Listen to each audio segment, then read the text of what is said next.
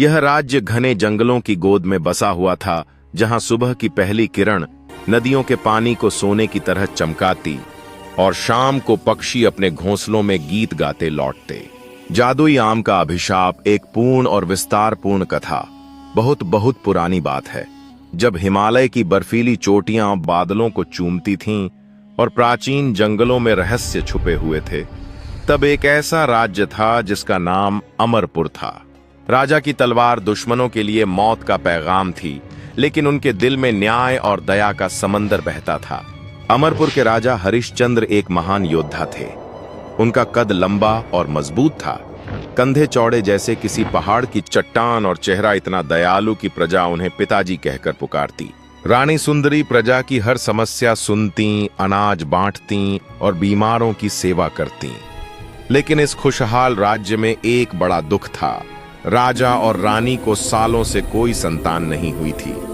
राजा हर रात मंदिर में घंटों प्रार्थना करते, हे भगवान, हमें एक वारिस दो जो इस राज्य को आगे ले जाए, जो न्याय का ध्वज लहराए। प्रजा भी चुपके से दुआ करती कि राजघराने में बच्चे की किलकारी गूंजे। एक ऐसी ही तूफानी रात आई जब आकाश में काले बादल घुमड़ रहे थे और बिजलियां धरती को फाड़ने को तैयार लग रही थीं। राजा हरिश्चंद्र महल के अपने कक्ष में लेटे थे, लेकिन नींद नहीं आ रही थी। अचानक उन्हें एक सपना आया। एक चमकदार स्वर्णिम आम हवा में उड़ता हुआ उनके पास आया। वो आम इतना सुंदर और चमकदार था कि सोना चांदी भी उसके आगे फीके लगते। आम ने फुसफुसाते हुए कहा, राजन, मुझे जंगल के गहरे हिस्से में खोजो, मैं तुम्हारा भाग्य बदल दूंगा, सुख देगा, संतान देगा। लेकिन याद रखना, जादू के साथ जिम्मेदारी आती है। राजा चौंक कर जाग गए। उनका दिल जोरों से धड़क रहा था। उन्होंने सोचा, यह कोई साधारण सपना नहीं, यह तो ईश्वरीय संकेत है। राजा हरिश्चंद्र अब पूरी तरह जाग चुके थे और उन्होंने अपने बिस्तर के किनारे बैठकर दृढ़ संकल्प के साथ अपने चेहरे पर विश्वास की चमक देखी। वह एक पल के लिए सोचने लगे कि क्या वह सचमुच उस आम की खोज में निकले।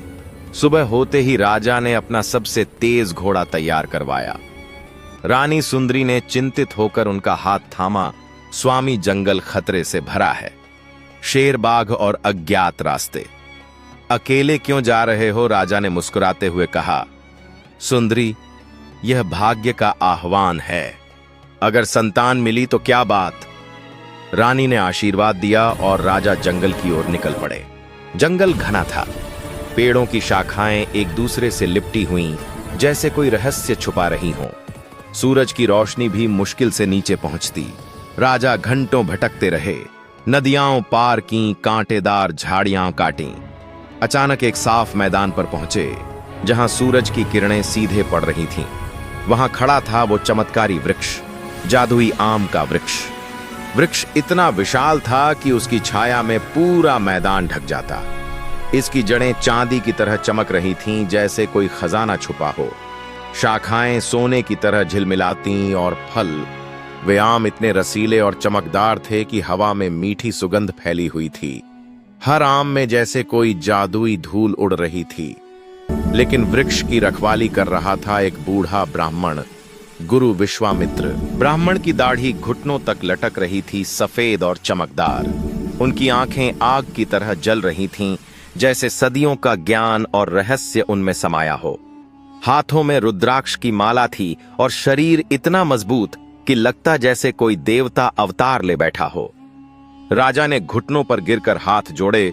गुरुदेव, मैं अमरपुर का राजा हरिश्चंद्र हूं। सपने में आम ने बुलाया। कृपा करके बताइए, यह क्या रहस्य है? ब्राह्मण ने गहरी नजर से राजा को देखा, जैसे उनकी आत्मा पढ़ रहे हों। फिर गंभीर आवाज में बोले, राजन, यह वृक्ष सृष्टि का प्राचीन रहस्य है। इसकी बाईं शाखा पर सुख के स्वर्णिम आम उगते हैं। वे धन, संतान, विजय और खुशी देते हैं। दाईं शाखा पर दुख के काले आम, वे पीड़ा, हार, सबक और धैर्य सिखाते हैं। जीवन का सच्चा संतुलन दोनों में है। अगर सिर्फ सुख लो तो दुख का अभिशाप आएगा, राज्य बर्बाद हो सकता है। राजा की आंखें चमक उठीं। उन्होंने हाथ जोड़कर कहा, गुरुदेव, मुझे सिर्फ संतान चाहिए। कृपा करके सुख का एक आम दें। मैं वचन देता हूं, लालच नहीं करूंगा। ब्राह्मण ने लंबा सांस लिया, जैसे सोच रहे हों। फिर उन्होंने वृक्ष की बाईं शाखा से एक परफेक्ट स्वर्णिम आम तोड़ा। आम इतना चमकदार था कि राजा की आंखें चुंधिया गईं। ब्राह्मण ने आम राजा के हाथ में रखा और चेतावनी दी, लो राजन, लेकिन याद रखना, जादू है जो श्राप भी बन सकता है। इसे अपनी रानी को काटकर खिलाना। चमत्कार होगा, लेकिन संतुलन भूलना मत। इतना कहकर ब्राह्मण हवा में गायब हो गए, जैसे कभी थे ही नहीं। राजा ने आम को सीने से लगाया और महल की ओर दौड़े। महल पहुंचते ही राजा ने रानी सुंदरी को बुलाया। पूरा महल उत्सुक था। राजा ने रानी से कहा, सुंदरी, देखो मैं क्या लाया हूं। यह सुख का जादुई आम है। ब्राह्मण ने दिया। रानी ने आम को देखा। उनकी आंखें फैल गईं। स्वामी, यह तो किसी जादू की तरह चमक रहा है। क्या करूंगी मैं इससे? राजा ने मुस्कुराते हुए कहा। गुरुदेव ने कहा है, इसे काटकर खाओ, संतान होगी। राजा ने एक चांदी का चाकू लिया और आम को सावधानी से काटा। जैसे ही चाकू लगा, आम से मीठा रस बह निकला। इतना मीठा कि पूरे कक्ष में सुगंध फैल गई। आम के 2 टुकड़े हुए और हर टुकड़े में जैसे कोई जादुई चमक थी। राजा ने एक टुकड़ा रानी के हाथ में रखा और कहा, खाओ मेरी रानी, यह हमारा भाग्य बदल देगा। रानी ने धीरे से एक कौर मुंह में डाला।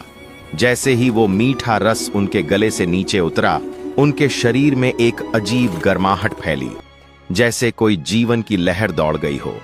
रानी ने आंखें बंद कीं और महसूस किया कि उनके अंदर कुछ बदल रहा है। राजा ने चिंतित होकर पूछा, सुंदरी, कैसा लग रहा है?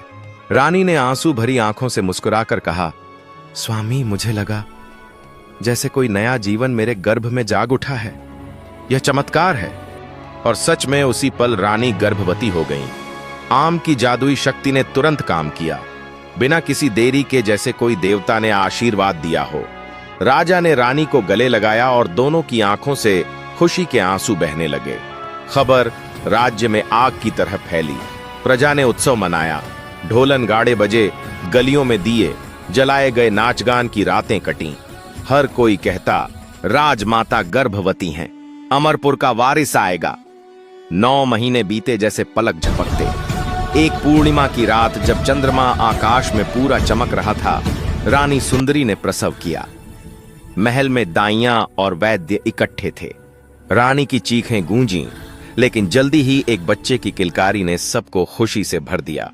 बच्चा जन्मा, एक सुंदर बालक, जिसकी त्वचा दूध जैसी गोरी, आंखें पिता जैसी तेज और मां जैसी कोमल।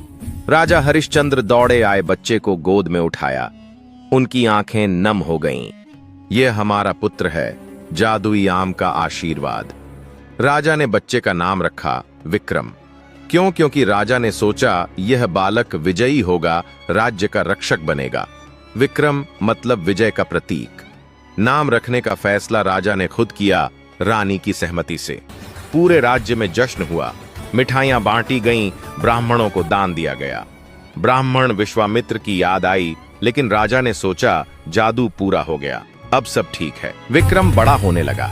बचपन से ही वो असाधारण था।